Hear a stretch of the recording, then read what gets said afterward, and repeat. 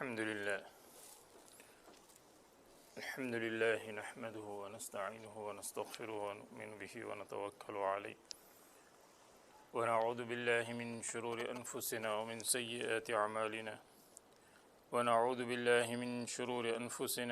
سيئات أعمالنا من يهده الله فلا مضل له ومن يضلله فلا هادي له ونشهد أن لا إله إلا الله وحده لا شريك له ونشهد أن سيدنا مولانا محمدا عبده ورسوله صلى الله عليه وسلم تسليما كثيرا أما بعد أعوذ بالله من الشيطان الرجيم بسم الله الرحمن الرحيم إن الذين قالوا ربنا الله ثم استقاموا تتنزل عليهم الملائكة ألا تخافوا ولا تحزنوا وأبشروا بالجنة التي كنتم توعدون نحن أولياؤكم في الحياة الدنيا وفي الآخرة ولكم فيها ما تشتهي أنفسكم ولكم فيها ما تدعون نزلا من غفور رحيم. وقال النبي صلى الله عليه وسلم صيام يوم عاشوراء أحتسب على الله أن يكفر السنة التي قبله. وقال عليه الصلاة والسلام صوموا عاشوراء وخالفوا فيه اليهود وصوموا قبله يوما وبعده يوما أو كما قال عليه الصلاة والسلام. بزرگان محترم، عزیز دوستو، اسلامی سال کا آغاز ہو چکا ہے اور ہم سب اسلامی نئے سال میں داخل ہو گئے. دعا کیجیے کہ اللہ رب العزت یہ سال ہمارے لیے، پوری امت مسلمہ کے لیے اور تمام مسلمانوں کے لیے امن و امان اور سلامتی والا اللہ تعالیٰ بنائے، اور ہم زیادہ سے زیادہ آخرت کی طرف راغب ہونے والے بن جائے اور نیک اعمال کرنے والے بن جائیں. ہماری اسلامی سال کا جو آغاز ہے اور ابتدا ہے وہ ہجرت سے، اور ہجرت کے واقعے سے جو ہے اس کا نام سن ہجری رکھا گیا ہے. حضرت عمر رضی اللہ تعالیٰ عنہ نے سوچا کہ کون سا ایسا واقعہ اسلام کے اندر پیش آیا جس کی وجہ سے ہم اس واقعے کو بنیاد بنا کر جو ہے وہ اسلامی سال کا آغاز کریں.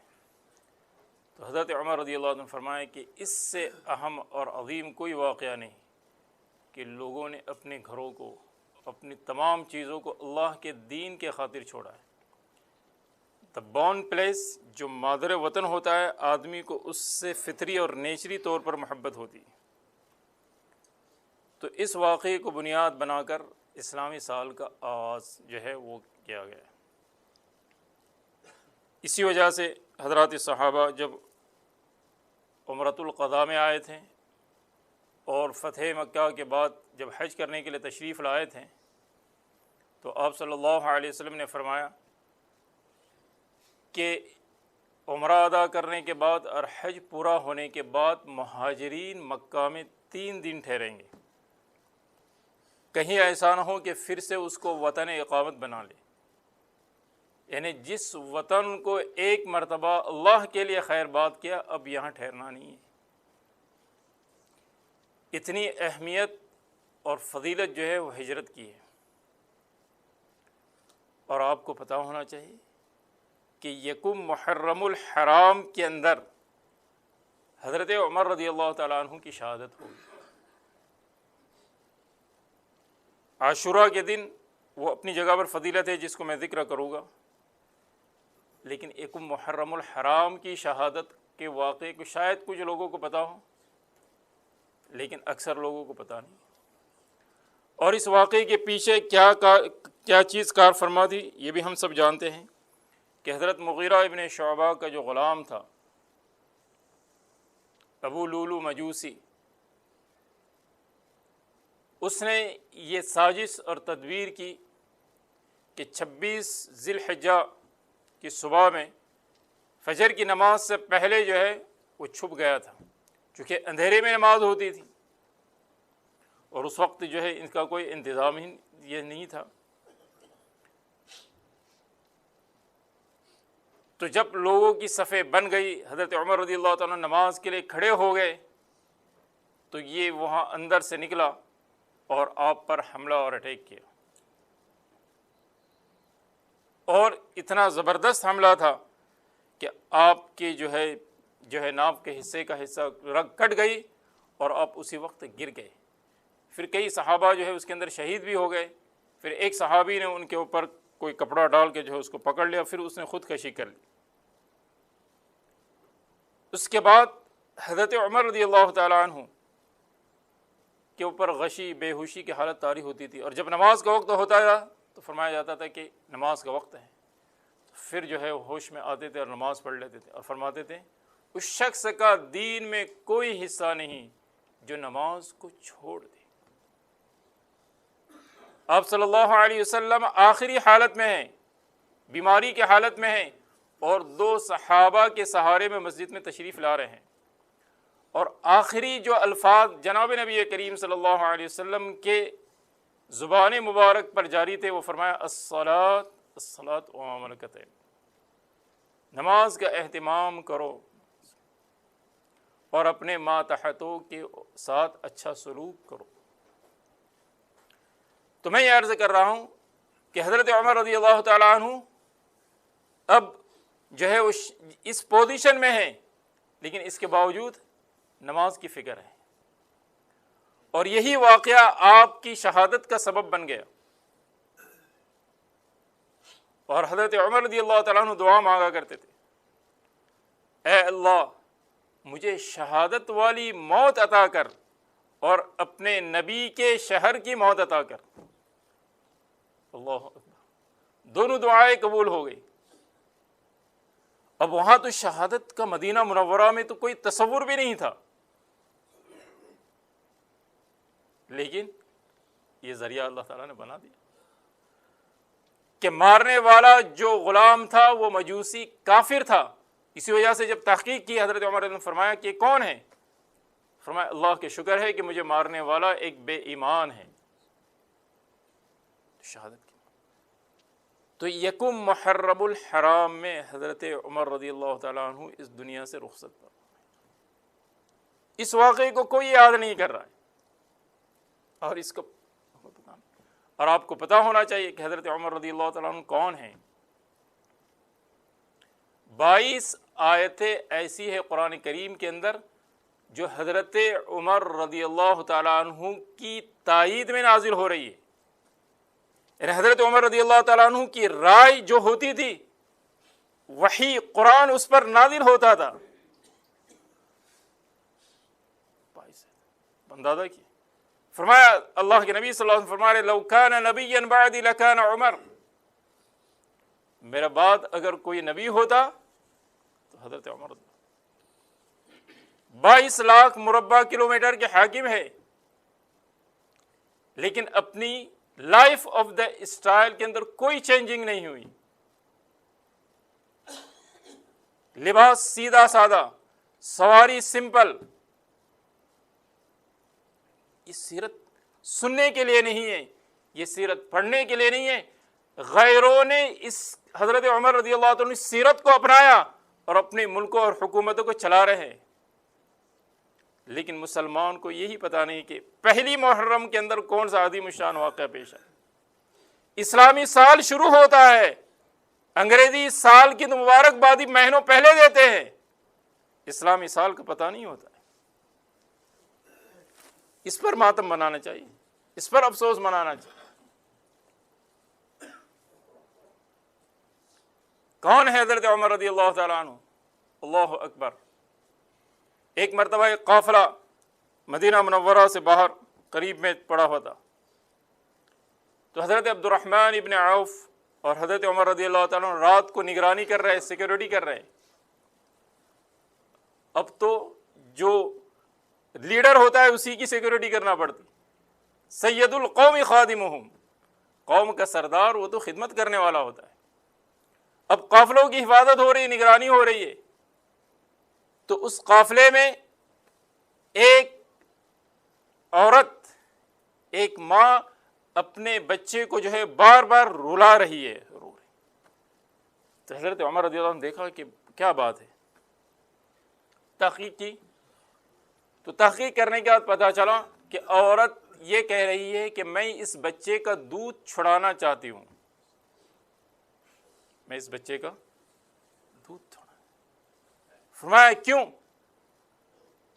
کہا اس وجہ سے کہ حضرت عمر رضی اللہ تعالیٰ عنہ اس بچے کا وظیفہ جاری نہیں کرتے جب تک کہ بچے کا دودھ نہ چھڑا ہو، تو میں اس وجہ سے چھوڑ رہی۔ بس یہ واقعہ ہوا، فجر کی نماز جب پڑھا رہے تھے تو بالکل بے قابو ہو گئے، رو رہے تھے، چیخ رہے تھے۔ پھر اعلان کر دیا کہ عمر آج سے اعلان کر رہا ہے کہ جو بچہ پیدا ہوگا بیت المال سے اس کا وظیفہ جاری ہوگا۔ تو میں یہ کہہ رہا تھا کہ غیروں نے ان چیزوں کے لیا، اور ہم کو پتا، اپنوں کو تو پتا بھی نہیں ہے۔ ایک مرتبہ حضرت عمر رضی اللہ تعالیٰ عنہ گشت کر رہے تھے رات کو، گشت کے معنی پھرنا ہے، عربی فارسی کا ورڈ ہے۔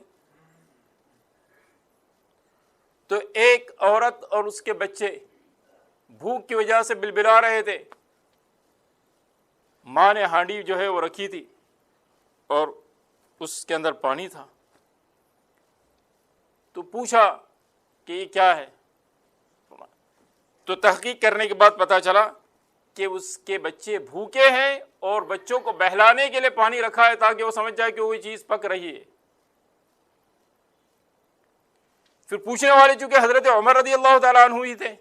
اور پتہ نہیں چل رہا تھا کہ امیر المومنین ہے، تو اس عورت نے کہا کہ عمر کو کس نے امیر بنایا جس کو یہی پتہ نہیں کہ جو ہے اس کی رعایا کے اندر کتنے لوگ جو ہے بھوکے ہیں۔ بس یہ بات فوراً لگی اور اسی وقت گئے اپنے خادم حضرت اسلم کو لے کر بیت المال سے بہت ساری چیزیں کھانے پینے کی لی اور کہا کہ میرے کندھے پر رکھو، میرے بوری پر۔ خادم کہہ رہا ہے کہ میں لوں گا، کہا کہ نہیں، تو یہاں اٹھائے گا، قیامت کے دن یہ بوجھ کون اٹھائے گا؟ لے آئے، پھر اس کے بعد اس ہانڈی کے اندر پکایا، کھلایا، پھر بچوں کو ہنستے ہوئے دیکھا تو وہ عورت کہنے لگی کہ امیر المومنین بنانے کے لائق تو تم ہی تھے۔ میرے دوستو، ہم اپنی سیرت کو نہیں جانتے، اپنے اسلاف کی سیرت کو نہیں جان رہے۔ اولئک آبائی فجئنی بمثلہم اذا جمعتنا یا جریر، وہ تو ہمارے باپ دادا تھے، اس کی مثال کوئی پیش کرے۔ میرے دوستو، تو یہ بات ہے، یہ ہے حضرت امیر المومنین حضرت عمر بن خطاب رضی اللہ تعالیٰ عنہ کی جو ہے، اس میں سے یہ چند جو ہے جھلکے ہیں، ہم سیرت کو پڑھے تو پتہ چلے گا کہ کیا کیا چیزیں جو ہے انہوں نے جاری کی تھی، کس طریقے سے نظام میں حکومت کو قائم کیا تھا، اور لوگ انہی اصولوں کو اپنا رہے ہیں۔ تو یکم محرم الحرام حضرت عمر رضی اللہ عنہ کی شہادت کا واقعہ ہے، اور عاشوراء کی فضیلت جیسے کہ میں نے ابھی روایت پڑھی ہے اور خطبے کے اندر آپ سنیں گے، اللہ کے نبی صلی اللہ علیہ وسلم فرماتے ہیں جو عاشوراء کا روزہ رکھے گا اس کے 1 سال کے گناہ معاف ہو جائے گے، اور رمضان کا روزہ فرض ہونے سے پہلے عاشوراء کا روزہ کمپلسری تھا، جب رمضان مبارک کے روزے فرض ہو گئے تو عاشوراء 10ویں محرم کے روزے کے اندر تخفیف ہو گئی کہ اب رکھنا چاہے تو رکھ سکتے ہیں۔ لیکن جس سال جناب نبی کریم صلی اللہ علیہ وسلم کا آخری سال تھا، اس سال آپ نے فرمایا کہ اگر میں اس سال حیات رہا اور زندہ رہا تو لأصومن التاسع، کہ میں 9ویں کا روزہ بھی رکھوں گا، اور پھر فرمایا خالف الیہود، چونکہ یہود 10ویں محرم کو روزہ رکھتے ہیں، فرمایا ہم بھی رکھیں گے، لیکن کہیں مشابہت نہ ہو جائے، تو تو تم ان کی مخالفت کرو۔ دیکھیں دین کے اندر بھی اگر غیروں سے مشابہت ہو تو اللہ کے نبی صلی اللہ علیہ وسلم نے اس سے منع فرمایا،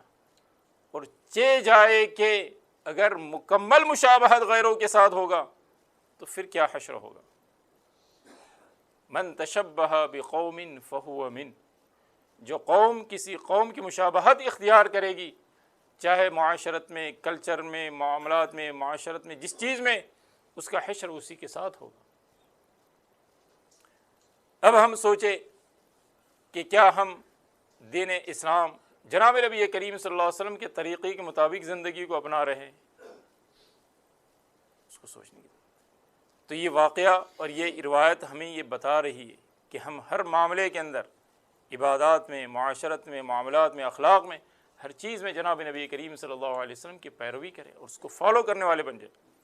تو بہرحال عاشوراء کا روزہ یہ مسنون ہے، اب چاہے 9-10 رکھے یا 10-11 رکھے، جیسے بھی اللہ تعالیٰ ہمیں توفیق دے۔ اگر کسی وجہ سے کسی نے ایک بھی رکھ لیا تو حرج نہیں ہے، لیکن اس میں جیسے کہ آپ صلی اللہ علیہ وسلم نے فرمایا کہ اس میں ہمیں اس قصداً مخالفت کرنا ہے، بائی انٹینشن، کہ کہیں ہمیں ان کے ساتھ مشابہت نہ ہو۔ اب رہا معاملہ کہ عاشوراء کے دن حضرت امام حسین رضی اللہ تعالیٰ عنہ کی شہادت کا واقعہ بھی پیش آیا۔ یہ تو سن ہجری 61 کے اندر پیش آیا تھا، اور اس کے پیچھے تاریخی جو روایات ہے وہ اپنی جگہ پر ہیں۔ اس وقت ان چیزوں کا ذکر کرنے کا جو ہے مجھے اس کو ذکر نہیں کرنا ہے،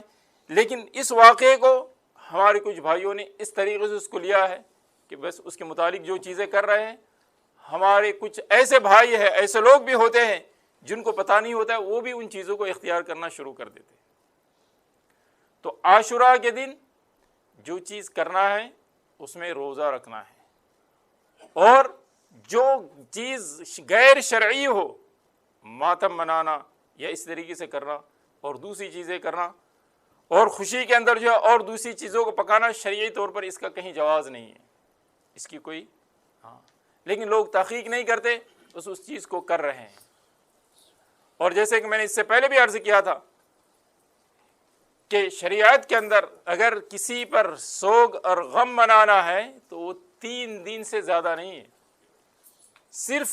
عورت بیوی اپنے شوہر کے انتقال پر 4 مہینے 10 دن غم منا سکتی، تو سینکڑوں سال کے بعد گزرنے کے بعد غم منانا، ماتم منانا، یہ شرعی طور پر کہیں اس کا جواز نہیں ہے۔ تو بہرحال میرے دوستو، ہمیں چاہیے کہ ہر ایسے موقع پر جہاں جو چیز دینی طور پر اور شرعی طور پر جو چیز اللہ کے نبی صلی اللہ علیہ وسلم نے ہمیں بتائی ہے، ہم اس کو معلوم کریں، اس کی تحقیق کریں، اہل علم سے اس کو دریافت کریں۔ فاسألوا اہل الذکر ان کنتم لا تعلمون، اہل علم سے معلوم کرو اگر تم نہیں جانتے ہو۔ تو بہرحال تو جو روایت میں نے آپ کے سامنے ذکر کی تھی اس کا جو ہے میں خلاصہ ذکر، اور اللہ تعالیٰ نے اس مہینے کو حرمت والا مہینہ بنایا ہے۔ 4 مہینے ایسے ہیں جس کو اللہ رب العزت نے ایک مقام اور مرتبہ عطا فرمایا، اس کو ایک فضیلت عطا فرمائی۔ حرمت والے مہینے، حرمت والے مہینے سے مراد یہ ہے کہ زمانے جاہلیت کے اندر بھی لوگ اس کا احترام کرتے تھے، اس کے اندر جنگ و جدال، قتل و قتال نہیں کرتے تھے۔ اس میں ہے ذی قعدہ، ذی الحجہ اور محرم الحرام اور رجب مضر، یہ 4 مہینے جو ہے حرمت والے کہلاتے ہیں۔ تو بہرحال تو جو شرعی طور پر جو اللہ اور اس کے رسول نے ہمیں جن چیزوں کی رہنمائی اور گائیڈنگ کی ہے، ہمیں انہی چیزوں کو کرنا ہے۔ تو اللہ کے نبی صلی اللہ علیہ وسلم فرما رہے ہیں کہ صوم عاشوراء، عاشوراء کا روزہ جو ہے وہ رکھ لو، اور اس کے اندر اس کی فضیلت جیسے کہ میں نے آپ کے سامنے ذکر کی کہ اللہ کے نبی صلی اللہ علیہ وسلم فرماتے کہ اس سے 1 سال کے گناہ معاف ہو جائے گی۔ اور ایک روایت جو بیہقی نے، اور اسی طریقے سے اس کے اندر کئی طرق ہے جو شرط مسلم پر ہے، یہ میں اس لیے کہہ رہا ہوں کہ یہ روایت مسلم شریف جو بخاری شریف کی دوسرے درجے کی کتاب ہے اس کی شرط پر ہے، اور اس میں یہ ہے، اگرچہ اس میں جو بھی صورت ہو اس میں یہ روایت ہے کہ جو شخص 10ویں دن اپنے اہل و عیال پر خرچ کرنے کے اندر وسعت کرے گا، اللہ تعالیٰ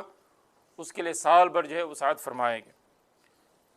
تو اتنی بات ہے، لیکن اس کے علاوہ جتنی چیزیں جو ہمارے دوسرے حضرات کر رہے ہیں ان چیزوں سے بالکل اجتناب اور پرہیز جو ہے ہمیں کرنا چاہیے، اور جو اسلام کی تاریخ ہے اور اس کی جو صحیح روایات ہے اس کے مطابق جو ہے ہم نے اپنے آپ کو جو ہے گزارنے کی اور چلانے جو ہے فکر کرنا ہے۔ اللہ رب العزت سے دعا فرمائے کہ اللہ تعالیٰ امت مسلمہ کو جو ہے صحیح سمجھ عطا فرمائے، اور عاشوراء کے دن کے اندر جو فضیلت اللہ تعالیٰ نے رکھی ہے اللہ تعالیٰ وہ ہمیں عطا فرمائے۔ اور یہ جو ہے اس وقت چونکہ ویسے بھی جو ہے ٹھنڈی کے اور جو ہے دن بہت مختصر ہے اور ٹھنڈ بھی ہے، تو آسانی سے رکھ سکتے ہیں، اللہ تعالیٰ جس کو توفیق عطا فرمائے، 9-10 یا 10-11 جس طریقے سے اللہ تعالیٰ ہمیں توفیق عطا فرمائے جو ہے روزہ رکھنے کی کوشش کریں۔ وآخر دعوانا ان الحمد للہ رب العالمین۔